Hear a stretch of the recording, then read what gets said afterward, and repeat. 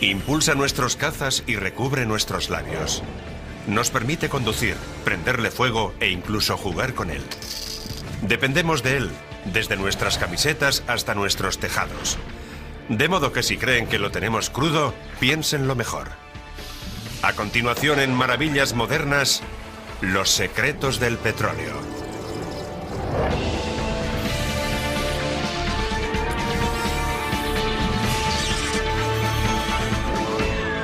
Maravillas Modernas. Los secretos del petróleo.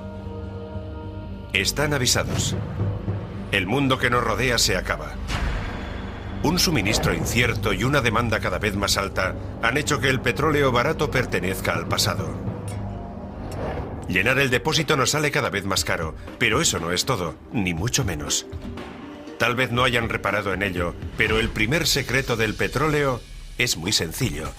Está en todas partes. Lo empleamos para fabricar el asfalto y la aspirina, en cosmética y en ordenadores, en cascos de protección y en válvulas cardíacas, en cristales de seguridad y en cortinas de baño, en paraguas, bolsas de basura y todo lo que hay en medio. El petróleo lubrica nuestras máquinas, nuestras armas e incluso nuestra piel. Fusiona los materiales de nuestras casas y carreteras y es la base química del plástico, del caucho y de las fibras sintéticas. Fíjense bien. El 30% de nuestros televisores está hecho de materiales derivados del petróleo, el 50% de nuestras zapatillas deportivas. El atuendo deportivo es derivado del petróleo casi al 100%, e incluso el detergente con el que lo lavamos. Igual que las lentes de contacto. Ni que decir tiene de su cepillo de dientes. Un momento, ¿ha dicho que la aspirina también? La aspirina y otros fármacos tienen como base el petróleo, como las drogas para combatir el cáncer. La gente no sabe que la industria petroquímica proporciona el material esencial para todo. Hace poco más de un siglo nada de esto era verdad. Por aquel entonces el caucho provenía del alcornoque. El plástico era el gran desconocido y nuestro principal medio de transporte consumía toneladas de carbón.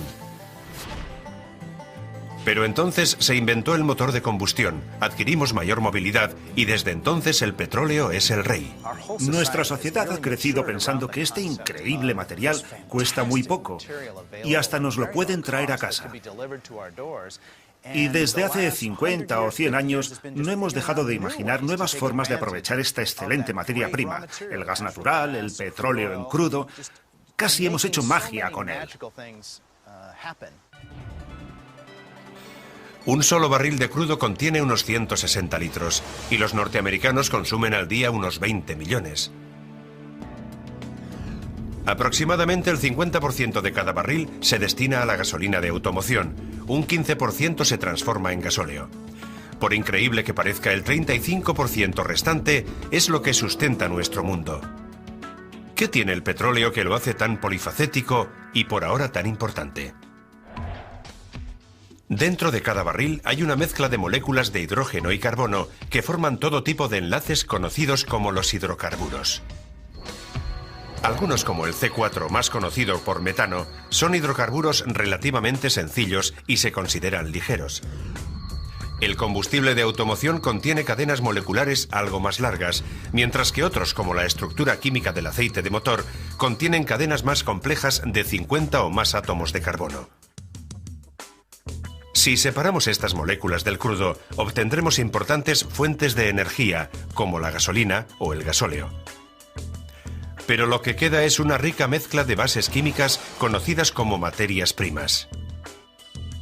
Después, todo depende del refinado.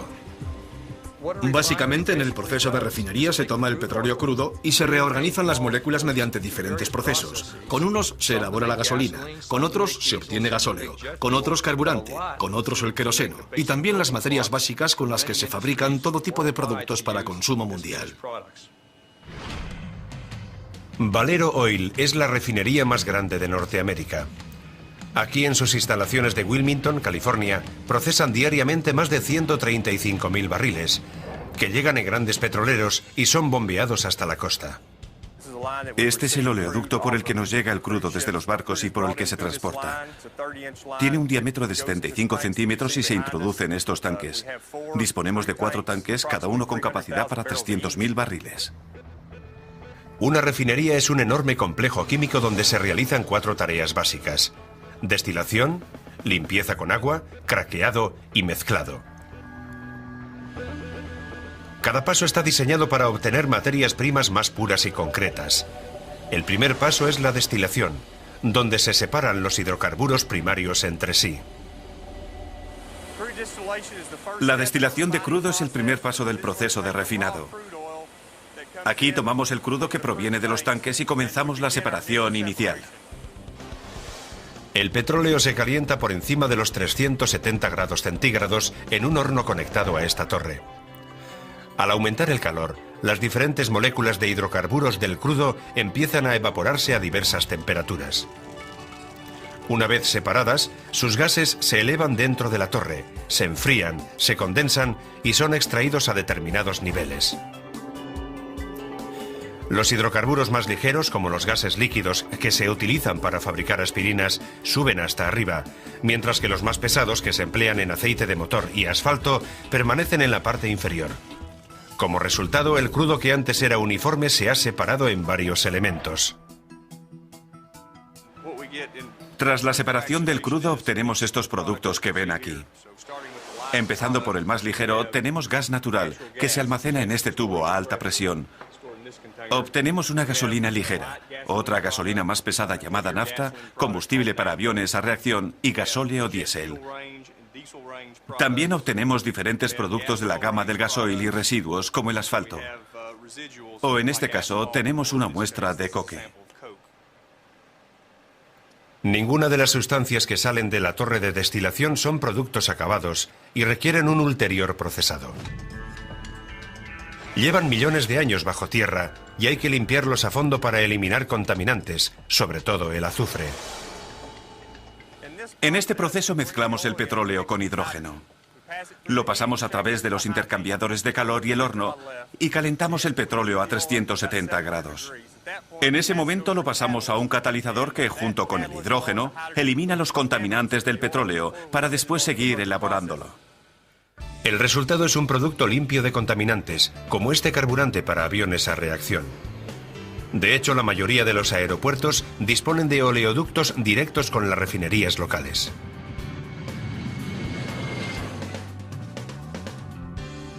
Respecto al azufre obtenido, se comercializa como componente clave para fertilizantes agrícolas, en la fabricación de neumáticos, para extintores e incluso explosivos. Pero no todos los elementos están listos. Algunos incluso necesitan un tratamiento atómico. Con el craqueado, las moléculas complejas de hidrocarburos se fragmentan en otras más sencillas y prácticas, con las que se fabrican productos acabados. Esto se puede hacer aplicando mucho calor o combinándolas con catalizadores químicos. Aquí se ve el tipo de catalizador que usamos. Se mueve casi como un líquido. Lo que hacemos es mezclar este catalizador con el gasóleo a temperaturas muy altas, más de 700 grados centígrados. Y este reacciona formando estos productos más ligeros que vemos aquí. Al dividir los gases pesados del petróleo en moléculas más pequeñas, se obtiene un combustible utilizado en barcos. Además, se obtiene propileno, que se almacena en este recipiente. El propileno es una materia prima que se usa en maquillajes, dentífricos, anticongelantes, pinturas y productos de poliuretano, como los cascos de fútbol americano. Desde 1974 no se han construido más refinerías en los Estados Unidos. Las refinerías han tenido que adaptarse para satisfacer la creciente demanda. No tiramos nada. El barril de crudo es un recurso demasiado valioso como para no intentar aprovecharlo al máximo. Procuramos aprovechar el 100% del barril. A lo largo de su historia, la industria ha utilizado hallazgos casuales para transformar la basura en productos útiles. La petroleína era un ungüento blanquecino que surgía del terreno con las perforadoras y a menudo atascaba los engranajes. El químico Robert Chasebrough se enteró de que los obreros lo usaban como bálsamo para las heridas y empezó a experimentar con él. Posteriormente llamó a su producto vaselina. Aunque ya no se obtiene de las perforadoras, hoy en día cada 39 segundos se vende un tarro de vaselina como derivado de lubricantes refinados.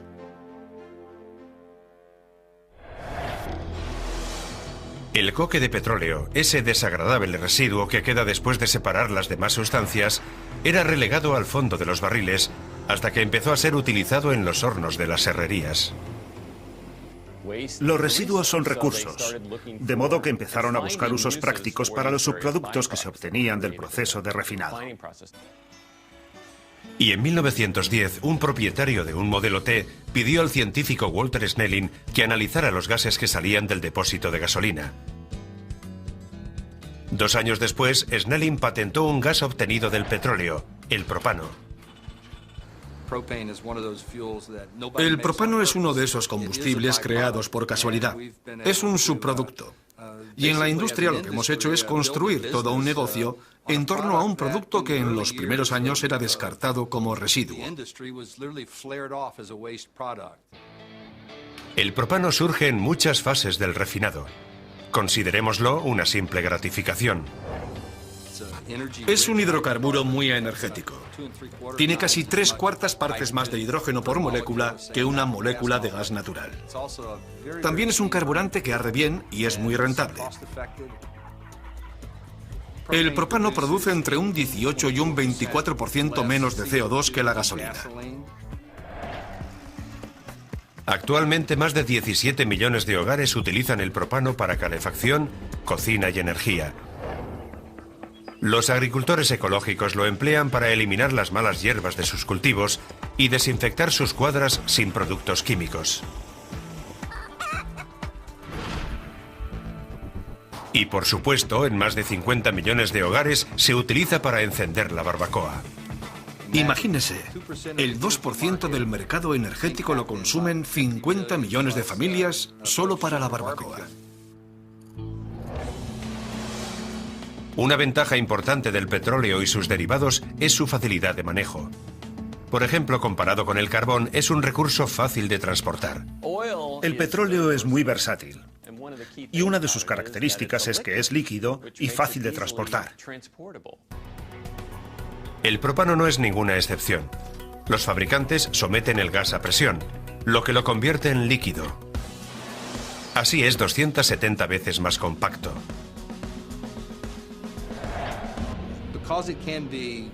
Como se puede almacenar en estado líquido y consumir como un gas, ofrece una amplia posibilidad de aplicaciones. A veces puede tener muchos inconvenientes, pero esa es una de las singulares propiedades del propano, que puede ser un líquido y también se puede usar como un gas. En cuanto se abre la válvula de la bombona y se normaliza la presión del interior, el propano líquido vuelve a su forma gaseosa original. Y en ese instante está listo para ser consumido. El propano es el combustible alternativo más utilizado del mundo. Hay unos 11 millones de vehículos que funcionan con propano todos los días. Aquí, en los Estados Unidos, cualquiera que haya estado en Las Vegas y haya ido del aeropuerto hasta el hotel en taxi, ha viajado en un vehículo a propano. Pero si pensaban que el petróleo no daba para más, aún quedan sorpresas. ¿Qué tienen en común las bañeras, las virutas de embalaje y los depósitos de armas ultrasecretos? Una palabra: plástico, el subproducto del petróleo más prolífico que existe.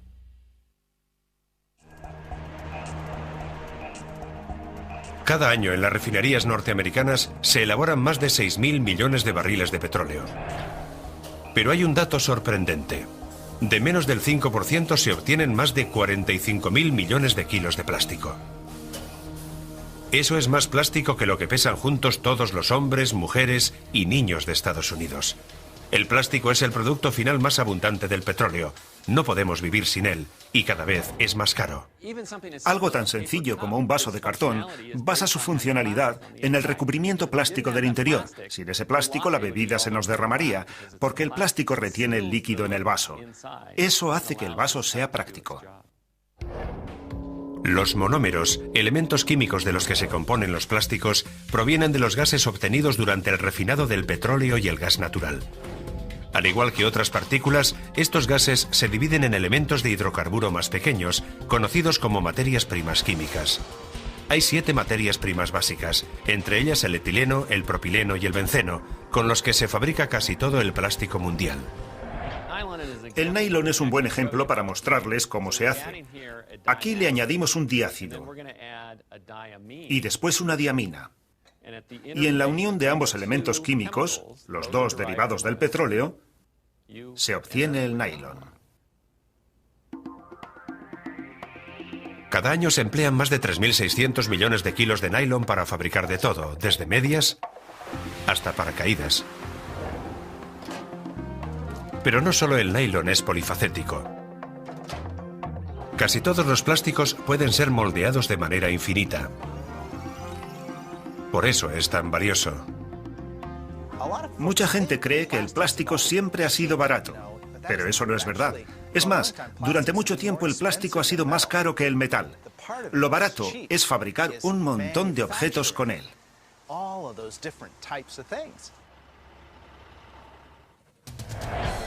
Spartek Plastics es un fabricante internacional de materiales plásticos.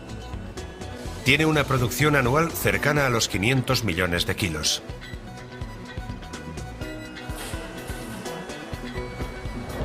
Sus materiales se pueden encontrar en todas partes, desde los envases para alimentos hasta las cabinas de solarium o ventanas a prueba de balas.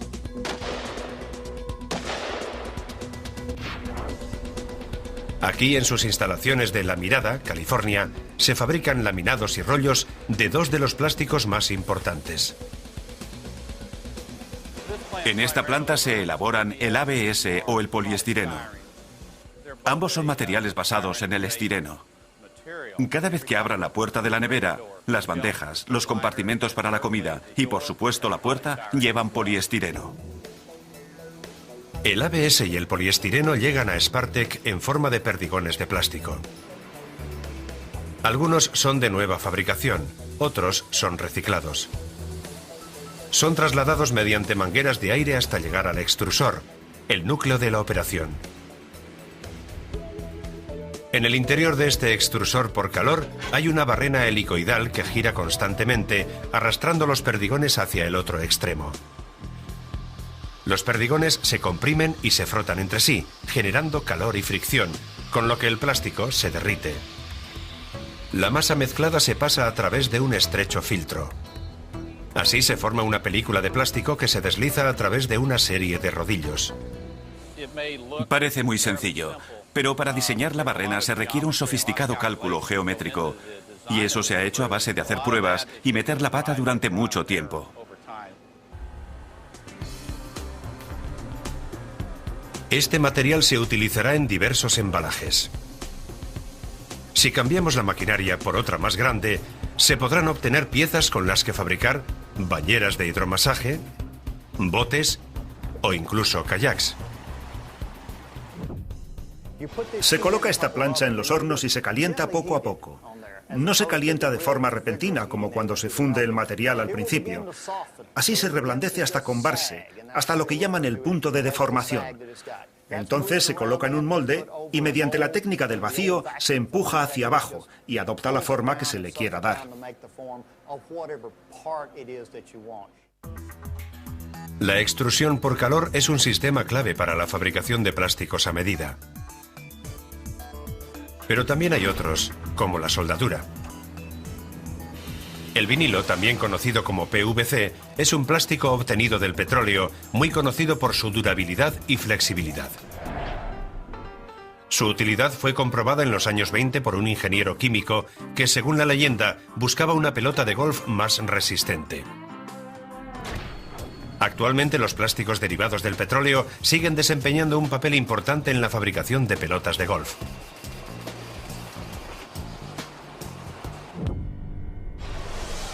Y las ventajas del PVC se han extendido a toda la industria, sanidad y el ejército. Desde 1997, el ejército estadounidense ha destruido casi el 55% de su armamento químico de la Guerra Fría. pero aún le faltan unas 14.000 toneladas.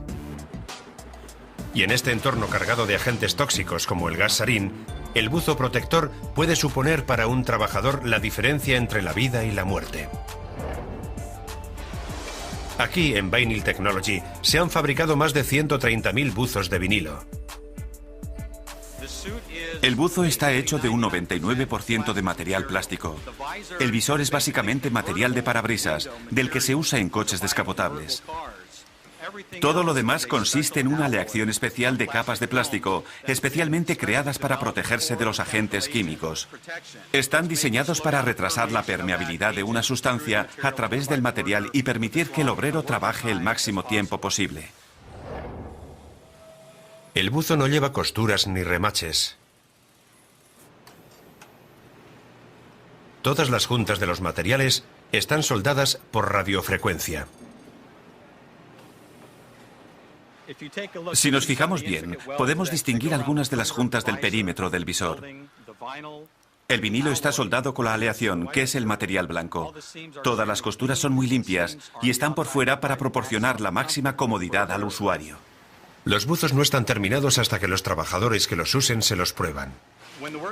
Cuando los obreros se disponen a entrar, se colocan los buzos y estos quedan físicamente termosellados mediante una máquina parecida a la que empleamos para fabricar los trajes. De modo que una vez que entran, se quedan dentro todo el rato. Realizan su tarea, se quitan el buzo y en ese momento el buzo se desecha. El petróleo es eficaz para protegerse de sustancias químicas peligrosas. Pero, ¿qué sucede si se ingiere accidentalmente? Seguramente ya le habrá pasado. Si hablamos de palabras mayores, pocas cosas hay más grandes que la oruga transportadora, el vehículo que traslada el transbordador espacial de un lugar a otro. Cuesta creer que este coloso de casi 3 millones de kilos de peso tenga mucho que ver con un reloj de pulsera. A pesar de la diferencia de tamaño, bajo su apariencia, ambos mecanismos tienen muchas piezas móviles. Y ya pesen varias toneladas o pocas micras, las piezas móviles casi siempre requieren lubricantes derivados del petróleo. Un lubricante está diseñado para hacer dos cosas muy diferentes. Una es evitar el desgaste y la otra tiene que ver con el calor que generan las piezas móviles. Su poder de lubricación consiste en eliminar el calor que se genera y evitar el rozamiento de las superficies. Los lubricantes están hechos de aceites básicos separados de los elementos más pesados en la torre de destilación. Son una de las fracciones más valiosas, aunque representen menos del 8% del producto de un barril. Eso se debe a que sirven para muchas cosas, desde trasladar el transbordador o guiar un misil, hasta fijar la cadena de las sierras mecánicas.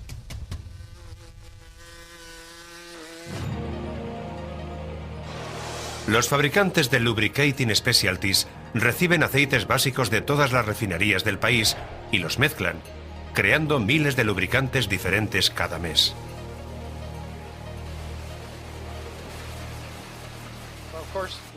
Fabricamos aceite de motor. Seguramente sea nuestro producto estrella. Elaboramos especialidades con líquidos ignífugos que son imprescindibles en las fundiciones, para que no se produzca un incendio en caso de fuga. Y también fabricamos aceites industriales que se usan en los barcos para mover el timón, baterías de misiles o armas. Y también aceites para el despegue de aviones.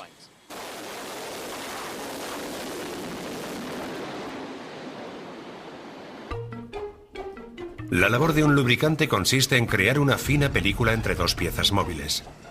Debe tener el grosor suficiente para resistir la fricción generada por ambas piezas, pero debe ser lo bastante fina como para no inhibir su rendimiento. El espesor se conoce por viscosidad y está determinado por la mezcla de los aceites básicos de la refinería con otros aditivos químicos. Esta es la que llamamos zona de mezclado o el nido de serpiente. Aquí es donde tomamos y mezclamos las materias primas. Algunas mezclas son sencillas, tienen 1 o 2 ingredientes. Otras son más complejas y llevan hasta 20 ingredientes. Algunas son líquidas, otras son sólidas. Aquí es donde podemos ganar o perder dinero. Si cometemos un error, sale muy caro. Uno de esos aditivos representa la W, de winter, invierno en inglés, del lubricante de motor. Se llama promotor del índice de viscosidad y viene en bloques de 22 kilos. Pero ojo, no es un sólido. Se solidifica en frío. Si abrimos este lateral y regresamos mañana por la mañana, lo encontraremos desparramado por el suelo. Aunque parezca sólido, en realidad sigue siendo un líquido muy grueso y viscoso. La sustancia se corta, se calienta y se mezcla con el lubricante de motor para asegurar su eficacia durante todo el invierno.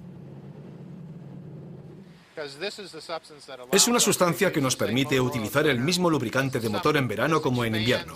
Se dilata con mucha rapidez. En estado frío se asemeja al muelle de un reloj. Está muy comprimido. Pero cuando se calienta a 90 grados, se dilata como si fuera un sacacorchos. Se vuelve muy largo y actúa como un manojo de fibras que evita que el lubricante sea demasiado fluido. Le da más consistencia. Así se obtiene un buen rendimiento tanto en frío como en caliente. En la actualidad, pocos procesos están tan automatizados como la producción alimentaria y el embalaje. Y aquí también la maquinaria requiere un lubricante especializado, denominado aceite mineral comestible. Hasta se puede comer. Sanidad ha impuesto su utilización porque si se mezcla accidentalmente con la comida, no supone ningún daño a la salud. Se trata de un hidrocarburo muy elaborado, muy purificado. Está tratado en envases especiales, en botes especiales, de modo que nunca entra en contacto con ningún metal. Pero si le sorprende la idea de que podría comer lubricante, no olvide que también se lo aplica por toda la piel. El aceite para bebés es esta misma sustancia al 100%, con algo de perfume. El bronceador es un 80% mezclado con una sustancia emulsionante. La barra de labios es un 70% mezclado con pigmentos y algunas ceras para darle consistencia. Prácticamente se usa en todo lo que nos aplicamos al cuerpo. La mayoría de los lubricantes son de usar y tirar. Se usan y se reemplazan una y otra vez. Pero con la carestía del petróleo, el lubricante más común del mundo, el aceite de motor, puede tener una nueva vida. Cada año se generan 3.700 millones de litros de aceite usado en los Estados Unidos. Aquí, en Evergreen Oil, nos hacemos cargo de ese aceite y lo reciclamos. Tomamos el aceite usado y lo devolvemos a un estado prácticamente virgen. Calculamos que un mismo litro se puede reutilizar más de 20 veces. El aceite reciclado es diferente del aceite reacondicionado, que a menudo es etiquetado como de segunda mano y simplemente filtrado, a veces con resultados desiguales. Evergreen Oil calcula que un reciclado de todos los aceites podría permitirnos ahorrar más de 90.000 barriles de petróleo al día. Aquí tenemos aceite usado recién recogido y traído a Evergreen Oil. Está lleno de impurezas como metales pesados o azufre. También podría tener ciertas cantidades de halógenos, o sea, está sucio. Pero vamos a someterlo a nuestro tratamiento de reciclado y convertirlo en un lubricante de base reutilizable. El reciclado viene a ser el proceso a la inversa del refinado original. En primer lugar, el aceite se limpia para eliminar no solo las impurezas, sino también los aditivos. ¿Recuerdan el promotor del índice de viscosidad? Bien, en el reciclado hay que eliminarlo. La sustancia restante vuelve a ser destilada y se crea una fracción casi pura. Este es nuestro lubricante de base reciclado. En el proceso se han eliminado todos los metales, las impurezas, los elementos aditivos, el agua, todo lo que sobraba. Y lo hemos devuelto a un estado casi virgen. Y esto vale su peso en oro. Actualmente, Evergreen recicla más de 53 millones de litros de aceite usado al año. La energía necesaria para reciclar el aceite de motor es casi la mitad de la necesaria para refinar petróleo en crudo. Indudablemente, no solo es un buen negocio, sino también positivo para el medio ambiente. Pero el aceite de motor no es el único producto reciclado que se utiliza para el transporte. Y este no tiene desperdicio.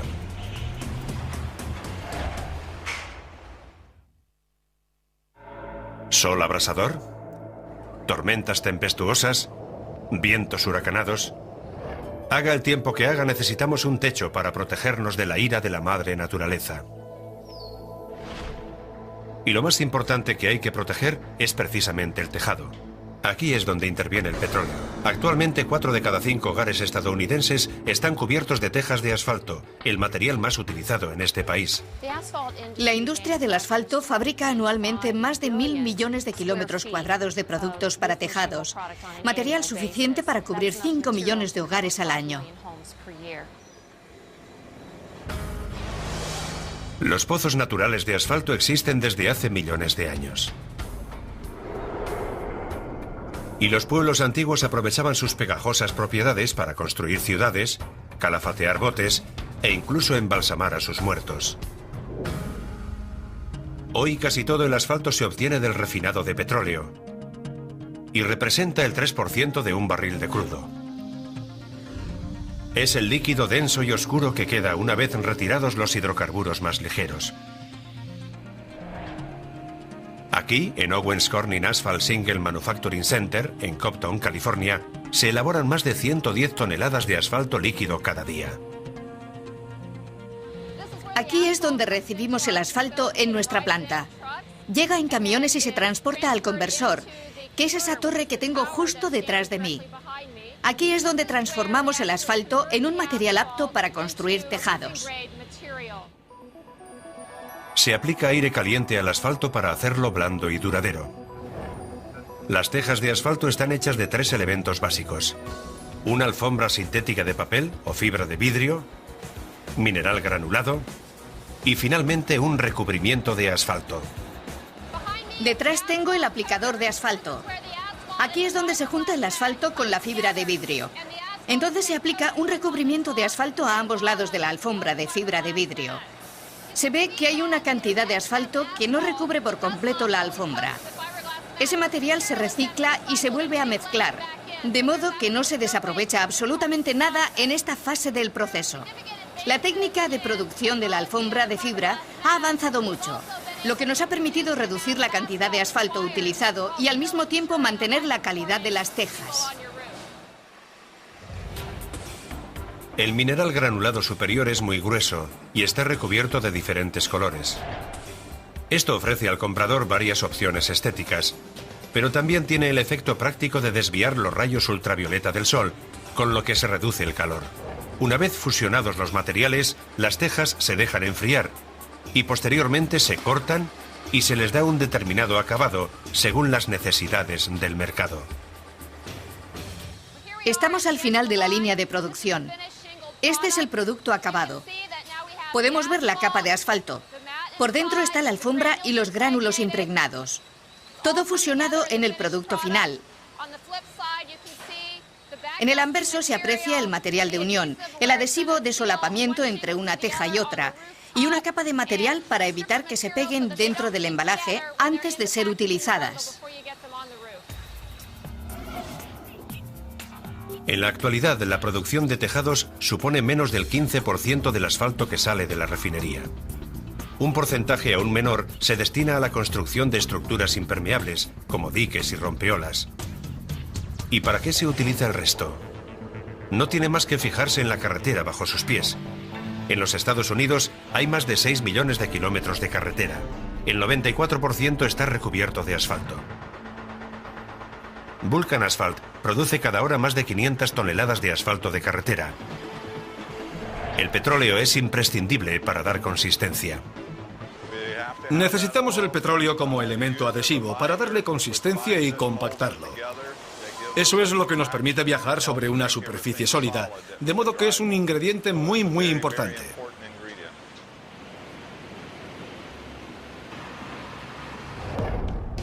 El asfalto de carretera se fabrica con arena y piedrecillas de diferentes tamaños o grava, también llamada agregado triturado. Todo esto se mezcla en un mortero.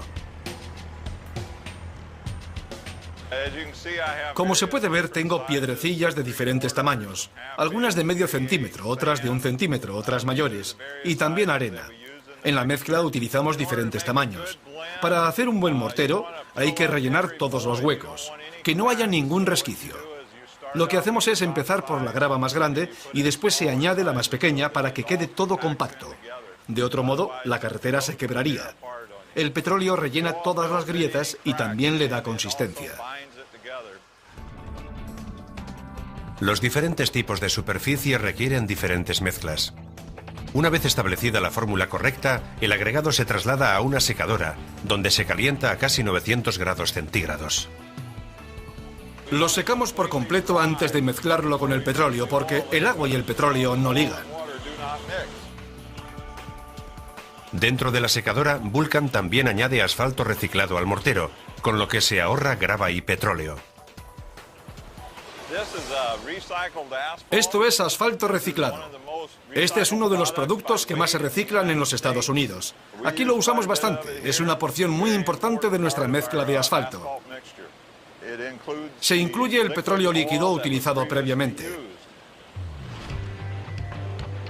Ahora es cuando el agregado se rocía con asfalto líquido de la refinería.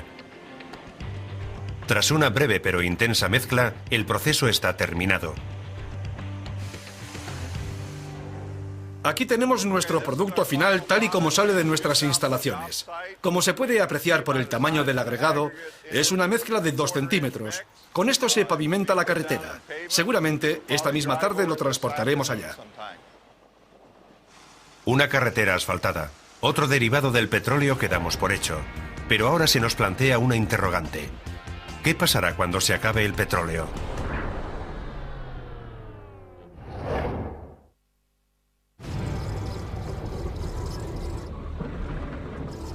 ¿Qué pasará cuando se acabe el petróleo? Nadie sabe cuándo será eso. Pero en una cosa estamos de acuerdo. Al aumentar la demanda, el suministro se irá reduciendo, hasta que un buen día el petróleo crudo se agote como recurso primario natural. Y será mejor que nos vayamos preparando. Si lo miramos con objetividad, comprenderemos que es un recurso excelente que tal vez aún no haya sido utilizado adecuadamente. Hemos dependido de él pensando que duraría para siempre, pero los recursos son limitados, jamás duran para siempre. Estamos desarrollando alternativas para casi todos los derivados del petróleo.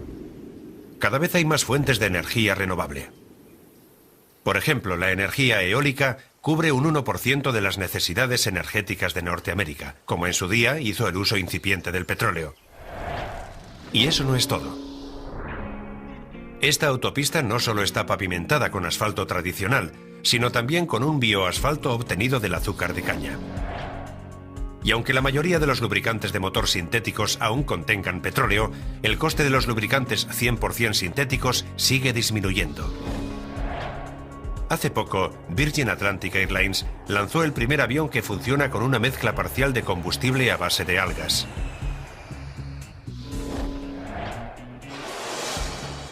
Los paneles fotovoltaicos como estos que vemos aquí no solo suministran energía hoy, sino que también pueden hacer funcionar los coches del futuro. Y los plásticos, que antes se fabricaban con petróleo crudo, ahora se elaboran principalmente con gas natural, más limpio y eficiente. También se puede obtener plástico de maíz u otras plantas. Pero las nuevas energías y materias primas no suponen el único campo de investigación y desarrollo. ¿Se podrá compensar el petróleo, el gas natural o el carbón con otras fuentes de energía alternativa? Esa pregunta depende mucho de la tecnología que seamos capaces de desarrollar. Por el lado de la demanda podemos hacer las cosas de manera mucho más eficiente, para que así disminuya la demanda. Ahí es donde el reciclaje desempeña un papel principal. Combatir la demanda reciclando lo que ya tenemos es una estrategia muy común en miles de vecindarios de todo el país.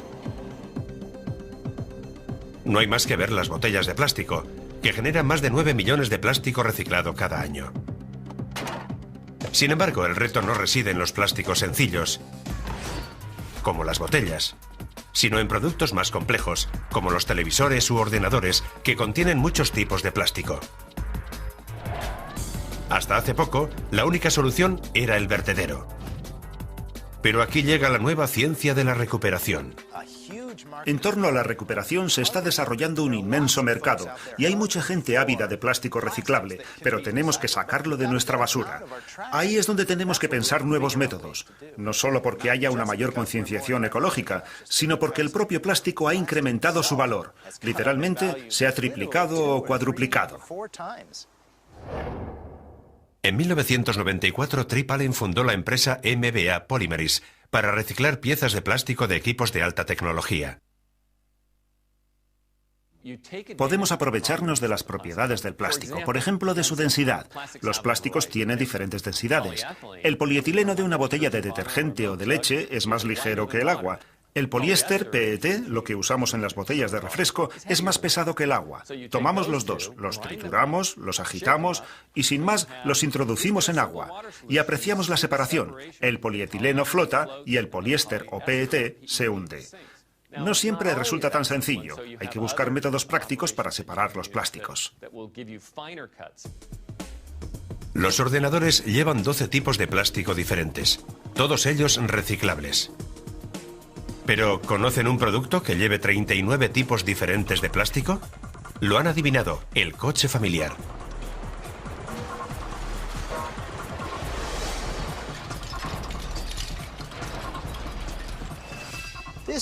Esto es lo que queda del coche familiar. Una vez desguazado, se separa el acero y muchos de los metales no ferrosos. Y lo que queda es un material que llamamos pelusa, pelusa de automoción. Aquí hay de todo, desde los faros traseros hasta la tapicería. Es toda una mezcla de materiales. Estos restos se envían al vertedero. No huele tan mal como la basura convencional, de modo que lo usan para tapar la basura normal. Y esto podría ser el final. Pero como los antiguos buscadores, Allen encuentra oro en estas pilas de basura.